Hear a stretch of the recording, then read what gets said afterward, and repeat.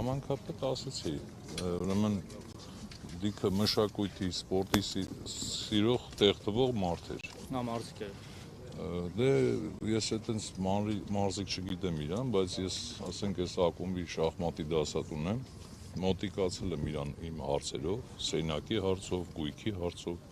մարդը կար ժամանակահատվածում առանց խոսք տալու, մեկ շաբաթ հետո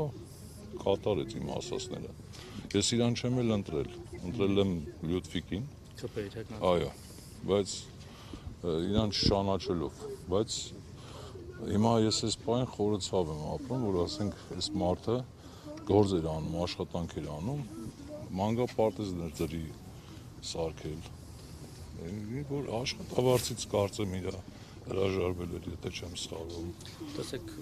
հիմա ստացի մեղադրականով չեմ ասում, թե ինչու չեք ընտրել, ուղղակի հետաքրքիր էր, դուք դրական խոսքեր եք ասում նրա հասցեին ու ամբողջ երեխաներն այդպես արտահայտվում, բայց ի՞նչն էր պատճառը, որ օրինակ իրեն չեք ընտրել։ Չեմ ճանաչել ես իրան, որտեղ ես բնիկ ստեյից չեմ, 15 տարի է որ ապրում եմ, գործից տուն ոնց որ շատ մարդու չեմ ճանաչում, այդպես դրա համար։ Այս կրակոցների մասով, դեպքի մասով ինչ կարծիք ունեք կամ ինչ վարկածում։ Ոնց որ չհավատամ, որ ինքը ասենք դուշման ունենա, այլ այդ եմ ասում, որ դժվար ինքը ասենք դուշման ունենալ էլի։ Չեմ հասկանում, ուղղակի մութ ես էլ մտածում եմ ոնց կարա սենց լինի, ասենք, բայց այնա մարդու նկարը որ նայեք, բարիություն ամենակ, հենց նկարին նայելով։ Հնարավոր է փետրվարին տեղի ունեցած տարօրինալի դեպքերի